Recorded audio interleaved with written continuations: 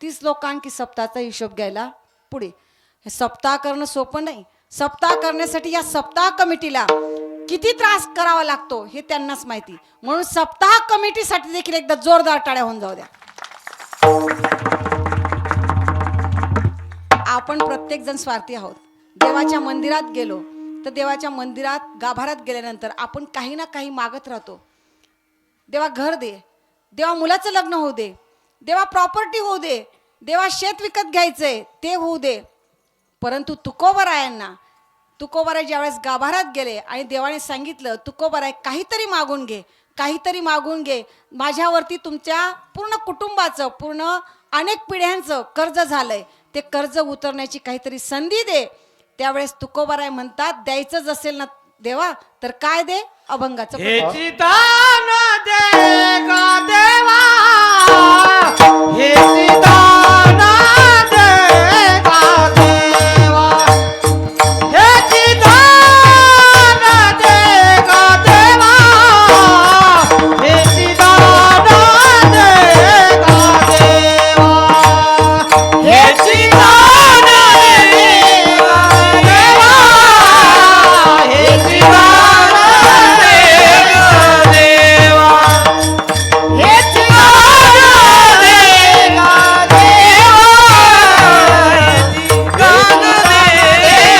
देवा,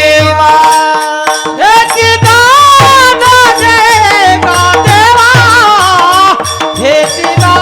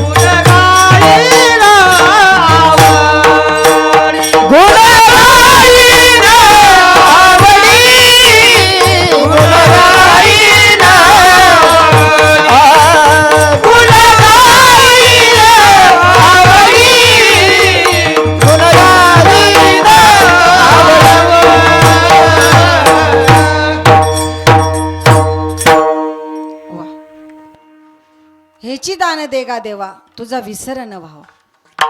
म्हणून संतांकडनं आपण शिकलं पाहिजे की काय दान मागावं. परंतु आपण प्रपंचासाठी आणि स्वार्थासाठी देवाकडनं नेहमी काही ना काही मागत असतो. आणि बघा इथं जिजाऊ सृष्टीमध्ये आल्यानंतर मला सार्थ अभिमान आहे की तुम्ही सगळ्याजण जिजाऊंचे लेकी आहात. जिजाऊंचा आदर्श नक्कीच तुमच्या मनात असेलच.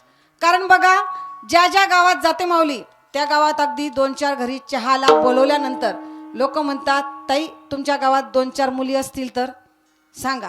कशासाठी? तर आमच्या मुलांच्या लग्नासाठी.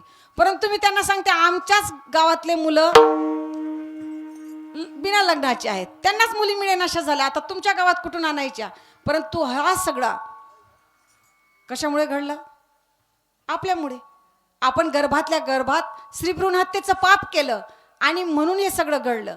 परंतु मी तरुणांनाही सांगेल की जे तरुण ज्यांनी कर्तृत्व गाजवलंय त्या तरुणांसाठी मुली नक्कीच आहेत. असं तुम्ही ऐकलंय का एखादा PSIचं लग्न बाकी आहे, एखाद्या डॉक्टरचं बाकी आहे, एखादा इंजिनियर बिना लग्नाचा आहे असं ऐकलंय? ज्यानं कर्तृत्व गाजवलंय त्याच्यासाठी मुली आहेत. कारण मुलीचे आईबाप हे हुशार झाले आता, ते आयऱ्या गायऱ्याला मुलगी द्यायला तयार नाहीत. म्हणून लेकरांनाही सांगणं आहे की तुम्हीही अभ्यास करा, तुम्ही आपलं कर्तृत्व गाजवा आणि मुलीच्या जन्माचं स्वागत करा. कारण असा एकच बाप होऊन गेला ज्या बापानं हत्तीवरून साखर वाटली, ते म्हणजे सिंदखेड राजाचे कोण? वा वा, कोणी उत्तर दिलं? माऊलीसाठी टाळ्या होऊन जाऊ द्या. तुम्ही एका सुरात आवाज द्यायला पाहिजे होता, उलट तुम्ही जिजाऊ सृष्टीजवळ राहतात. बघा, लखुजी राजेंनी ज्यावेळेस जिजाऊ मासाहेबांचा जन्म झाला त्यावेळेस हत्तीवरून साखर वाटली. अहो, अंगणामध्ये रांगोळ्या टाकण्यात आल्या, दाराला तोरणं बांधण्यात आली, सगळीकडे आनंदाने जल्लोष झाला. आणि म्हणून जिजाऊ मासाहेबही तशा घडल्या. जिजाऊ मासाहेबांना त्या काळातलं ट्रेनिंग लखुजी राजांनी दिलं. घोड्यावरून रपेट कसा करावा, तलवारबाजी कशी करावी, दांडपट्टा कसा चालवावा, हे सगळं ट्रेनिंग आमच्या जिजाऊ मासाहेबांना दिलं. आणि जिजाऊ मासाहेबांनी ज्यावेळेस विवाहानंतर या महाराष्ट्रात होणारे अन्याय अत्याचार बघितले त्यावेळेस जिजाऊ मासाहेबांच्या मनात एकच ध्यास होता की हे अन्याय अत्याचार कुठेतरी थांबले पाहिजेत, स्वराज्य निर्माण झालं पाहिजे. परंतु हे स्वराज्य निर्माण करण्यासाठी करावं काय? रात्रंदिवस त्या स्वराज्याचा ध्यास होता. असं वाटत होतं जिजाऊ मासाहेबांना कुणीतरी ह्या महाराष्ट्राच्या अन्याय अत्याचारातून बाहेर काढणारा कुणीतरी शूरवीर असा पुत्र माझ्या पोटी जन्माला यावा. आणि तो ध्यास मासाहेबांना लागलेलाच होता. तशातच जिजाऊ मासाहेबांना डोहाळे लागले छत्रपती शिवाजी महाराजांच्या वेळेस. आणि जिजाऊ मासाहेबांना विचारण्यात यायचं, जिजा, ए जिजा, तुला काय खावंसं वाटतं, काय प्यावंसं वाटतं? परंतु जिजाऊ मासाहेब सांगायच्या, मला काही खावंसं वाटत नाही, काही प्यावंसं वाटत नाही, मग मला घोड्यावरून रपेट करावा असं वाटतो, दांडपट्टा चालवावा असं वाटतो. एवढंच नव्हे, जिजाऊ मासाहेबांना स्वप्न पडायची की मी सिंहावर आरूढ झालेली आहे, हातात तलवार घेऊन दृष्टांचा निपात करत आहे व सज्जनांचं रक्षण करत आहे, अशी स्वप्न आमच्या जिजाऊ मासाहेबांना पडायची. आताच्या आमच्या लेकी सुनांना कसले डोळे लागतात? चिंचा खाव्याशा वाटतात, बोरं खावीशी वाटतात. मी काही सांगितलं की लगेच आम्हाला मागून सपोर्ट होतोच. माती खावीशी वाटते, मुलतांची माती, शेतातली माती. मग हे जर खाल्लं तर माती खाणारेच पोरं जन्माला येतील की नको? जिजाऊ मासाहेबांनी आधीपासून संस्कार टाकले आणि दिवसामागून दिवस गेले. आणि जिजाऊ मासाहेबांचा प्रसूतीचा काळ जवळ आला. आता प्रसूतीचा काळ जवळ आल्यानंतर सुरक्षित जागा म्हणून शिवनेरी किल्ल्याची निवड शहाजीराजांनी केली. आणि शिवनेरी किल्ल्यावरती ज्या वेळेस आता जिजाऊ मासाहेब छत्रपती शिवाजी महाराजांना जन्म देणार, तो दिवस होता सोन्याचा. तो दिवस होता 19 फेब्रुवारी 1630. आणि या दिवशी या मासाहेबांनी शिवनेरी किल्ल्यावर शूरवीर अशा पुत्राला जन्म दिला. माझ्या जिजाऊची पुण्याई कशी आली व पडाला, माझ्या जिजाऊची पुण्याई कशी आली व पडाला, तो बापाचा बापा वाघ शिवबा जन्माला, तो बापाचा बापा वाघ शिवबा जन्माला, तो बापाचा बापा वाघ शिवबा जन्माला, तो बापाचा बापा वाघ शिवबा जन्माला, कशी आली व पडाला, माझ्या जिजाऊची पुण्याई कशी आली व पडाला, तो बापाचा बापा वाघ शिवबा जन्माला, तो बापाचा बापा वाघ शिवबा जन्माला, तो बापाचा बापा वाघ शिवबा जन्माला, तो बापाचा बापा शिवबा जन्माला. राजा इथे जन्मला शिवनेरी किल्ल्यावर, माझ्या देवाच नाव गाजतय गड किल्ल्याच्या दगडावर, माझ्या शिवाच नाव गाजतय गड किल्ल्याच्या दगडावर, माझ्या राजाचं नाव गाजतय गड किल्ल्याच्या दगडावर, माझ्या देवाचं नाव गाजतय गड किल्ल्याच्या दगडावर. एकच राजा इथे जन्मला शिवनेरी किल्ल्यावर, किल्ल्यावर किल्ल्यावर, माझ्या देवाचं नाव गाजतय गड किल्ल्याच्या दगडावर, माझ्या राजाचं नाव गाजतय गड किल्ल्याच्या दगडावर.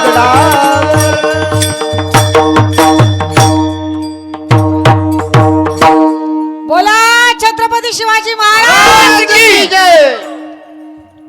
माझ्या जिजाऊंची पुण्याई कशी आली ओ फळाला, माझ्या जिजाऊंची पुण्याई कशी आली ओ फळाला.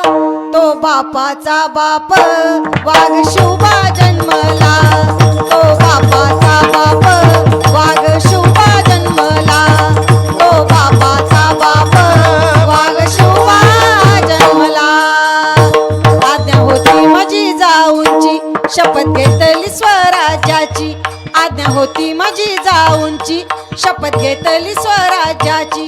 जनकल्याणाची शिकवण जगद्गुरु तुकोबांची, जनकल्याणाची शिकवण जगद्गुरु तुकोबांची. तोरण बांधील त्या तोरणागडाला, तोरण बांधील स्वराज्याचे या तोरणगडाला, तोरण बांधील स्वराज्याचे या तोरणगडाला. तो बाबाचा बाप वाघ शुभा जन्मला, तो बाबाचा बाप वाघ शुभा जन्मला, तो बाबाचा बाप वाघ शुभा जन्मला.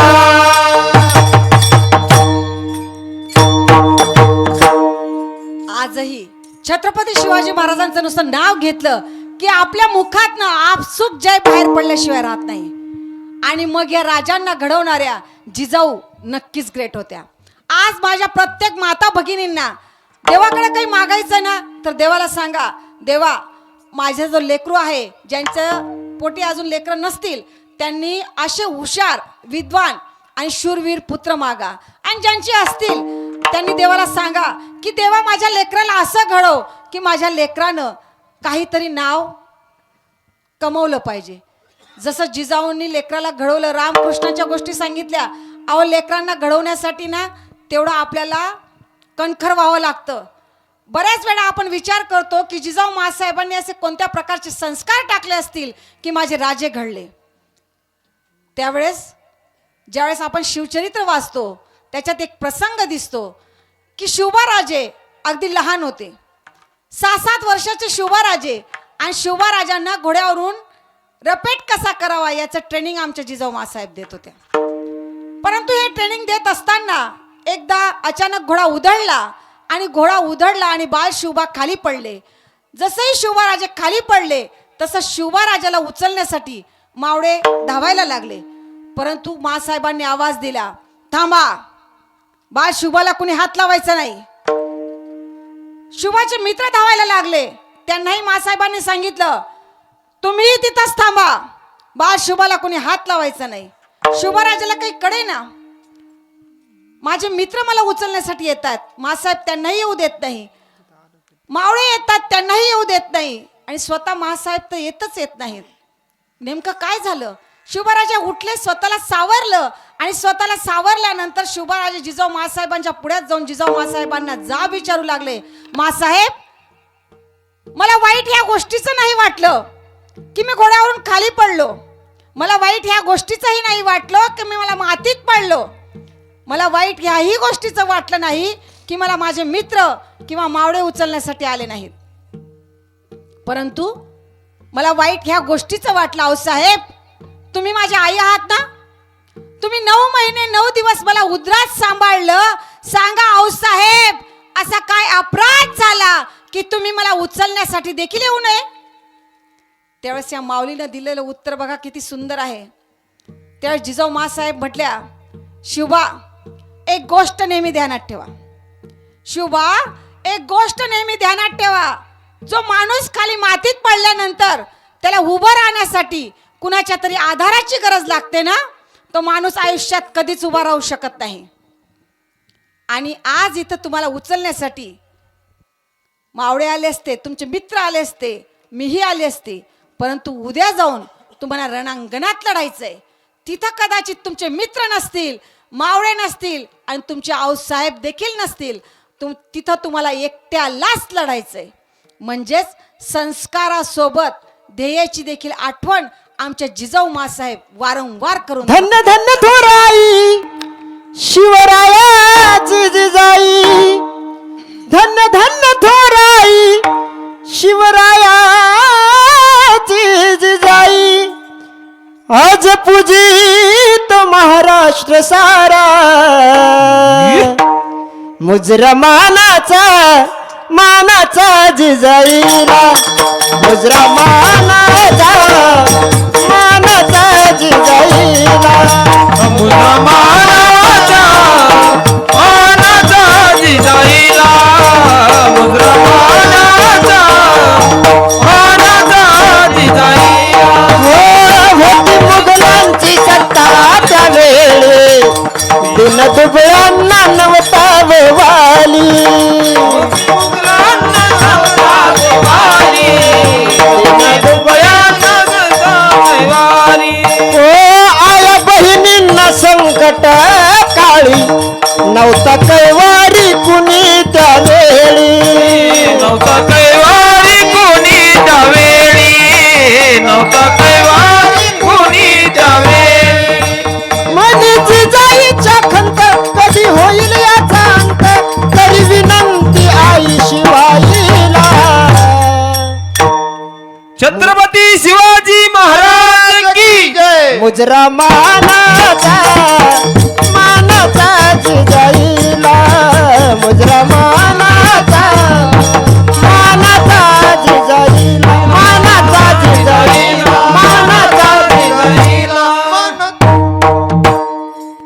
एकदा खरोखर मनापासून टाळ्या होऊन जाऊ द्या.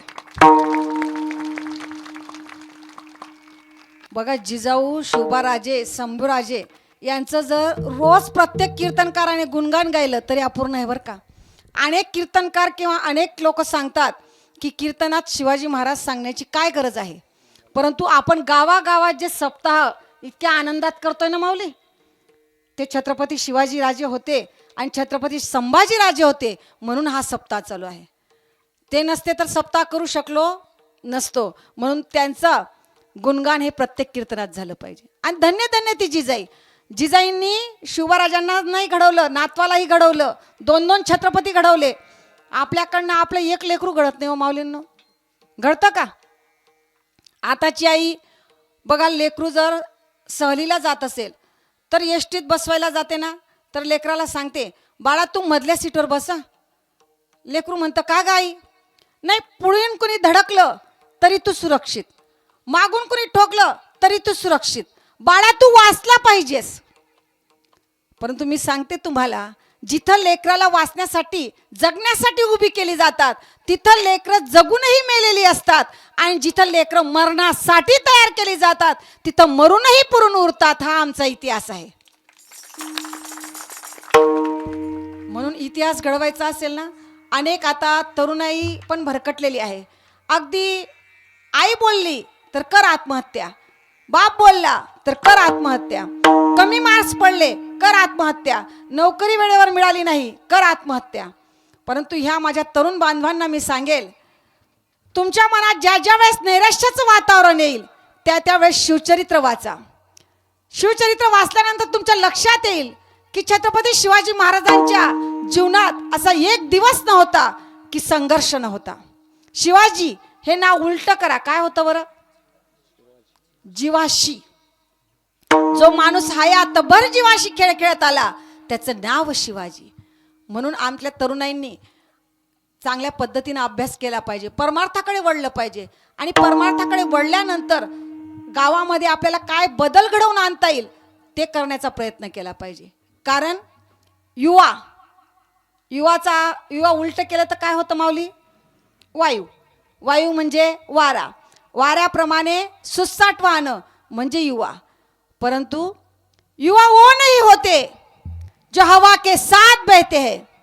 अरे युवा वो नहीं होते जो हवा के साथ बहते हैं, युवा तो वो होते हैं जो हवा का रुख बदल देते हैं. म्हणून तेवढं आपण छत्रपती शिवाजी महाराजांसारखं कर्तृत्व गाजवलं पाहिजे.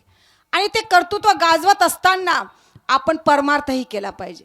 परंतु परमार्थ करायचा आहे ना, स्वार्थासाठी करू नका. अगदी निस्वार्थ असा परमार्थ करा, देव तुम्हाला भरभरून देईल.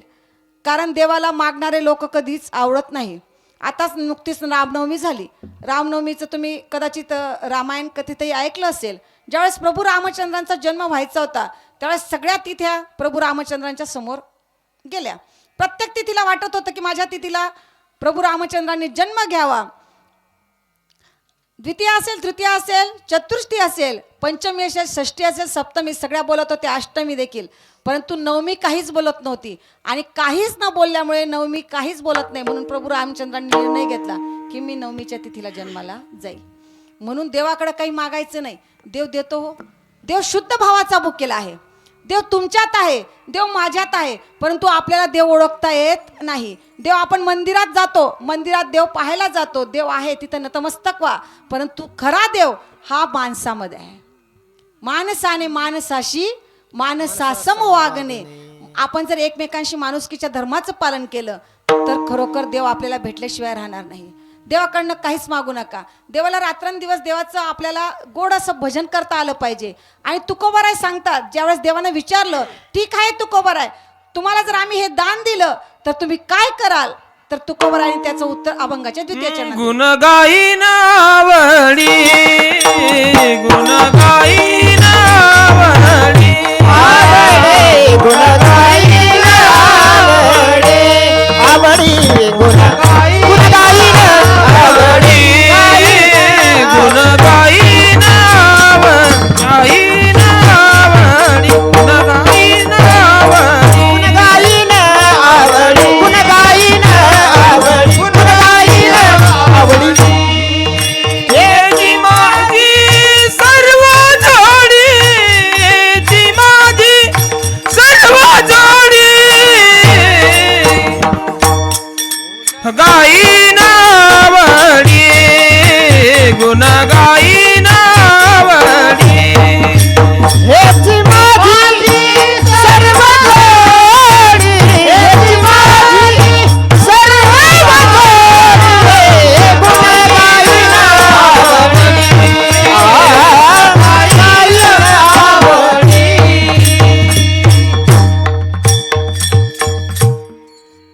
गुण गाईन आवडी, ह्याची माझी सर्व जोडी. जर तुम्ही मला हे दान दिलं ना, रात्रंदिवस मी आनंदानं तुमचं भजन करेल. आणि आनंदानं भजन करता करता पुन्हा मला देव भेटेल असं तुकोबारायांना वाटायचं. परंतु आपण जी भक्ती करतो ती आपण स्वार्थाशिवाय अजिबात करत नाही. आपण अनेक तोडगे करतो. कशासाठी? हे केलं तर देव भेटेल, ते केलं तर देव भेटेल. आपण देवाची भक्ती करतो ती भीतीपोटी करतो की प्रेमापोटी करतो? बरं, देवाच्या प्रेमापोटी करतो की भीतीपोटी? चाफा बोले ना, चाफा चाले ना, चाफा खंत करी काही केल्या बोले ना. मी एकदम तिकडची खानदेशकडून आले म्हणून तुम्ही बोलत नाही का? तुम्हाला माझा काही राग आहे का? नाही ना? मग बोलत चला. काय म्हणत होते बरं मी? कुठपर्यंत आली होती मी? कुछ ना कहो. तुमचं चालू द्या, मला काही विचारू नका. बघा, खरी भक्ती म्हणजे एकमेकांना ओळखण्यात खरी भक्ती आहे. कुणाच्या मदतीला गेलं ना आपण तर ती खरी भक्ती आहे. आपण जर संकटात असलो आणि कुणी आपल्याला संकटाच्या वेळेस आपल्याला कुणी मदत केली तर आपल्याला काय वाटतं? आता मी संकटात असल्यानंतर जर नाना धावून आले तर मला देवळातला देव दिसेल का? नाही दिसणार. मी नानांना सांगेल, नाना तुम्ही देवासारखे आले बरं का. म्हणजे जी व्यक्ती आपल्या संकटात धावून येते ती व्यक्ती आपल्याला देवासारखी भासते. म्हणून संकट समयी आपण कुणाची तरी मदत केली पाहिजे. अनेक वेळा आपण स्वार्थ करतो की काय लोकांचं, आणि लोकही तसे झाले हो. ज्याचं करायला जावं म्हणे बरं, तो म्हणे माझंच खरं. लोकांचं आता खरं करायला, बरं करायला आता वेळ नाही, कारण तेच आपल्याला कोर्टाची पायरी चढवतात. आता तो दृष्टांत सांगायला गेलं म्हणजे वेळ होईल, मी सांगत नाही तो दृष्टांत. परंतु लोक उपकाराची फेड ही अपकाराने करतात. म्हणून कुठं कुठं अतिशय जे चांगले असतात त्यांनाही वाटतं की कुणाची मदत करू नये. परंतु माणुसकीच्या धर्माचं जर पालन केलं तर देव आपल्याला भेटल्याशिवाय राहणार नाही. आणि तुम्ही आम्ही भाग्यवान आहोत, कारण आपण संतांच्या पावन असलेल्या भूमीत जन्माला आलो. कहते हैं अयोध्या वैराग्य भूमि है, कहते हैं अयोध्या वैराग्य भूमि है, वृंदावन प्रेम भूमि है, द्वारका कर्म भूमि है, मगर महाराष्ट्र साधु संतों की और शूरवीरों की भूमि है.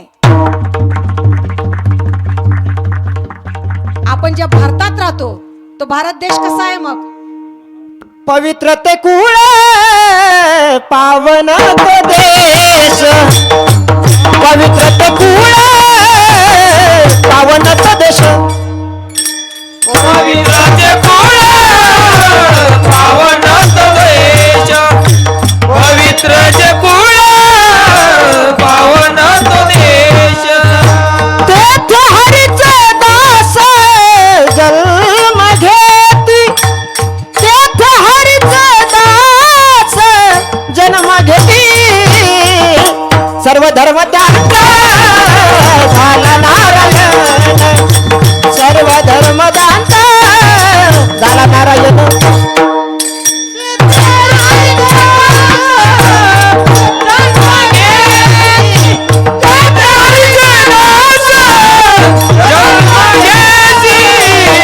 सर्व धर्म त्यांचा झाला नारायण सर्व धर्म त्यांचा झाला नारायण झाला नारायण वा पवित्र ते कुळ पावन तो देश जेथे हरीचे दास जन्म घेते असा आपला भारत देश. भारत असा एकमेव देश आहे ज्याला मातेचा आपण बहुमान देतो. भारत माता की भारत माता की रोज रोज पंक्ती खाऊन बी आवाज बसून गेला की काय नाना तुम्ही जरा जास्तच पंक्ती दिल्या बरं का लोकांना म्हणून आमचा महिला मंडळाचा तर आवाजच निघेना. 8 दिवसापासून स्वयंपाकाला सुट्टी आहे ना 2 टाइमच्या पंक्ती चालू आहेत तरी तुमचा आवाज निघत नाही. आता बघा इथं धर्ममंडपात जे बोलतो ना आपण ते देखील पुण्य आहे बरं का. तुम्हाला असं वाटतं आणि बऱ्याच जणांना आजच एवढी गर्दी आहे की रोज होती गर्दी.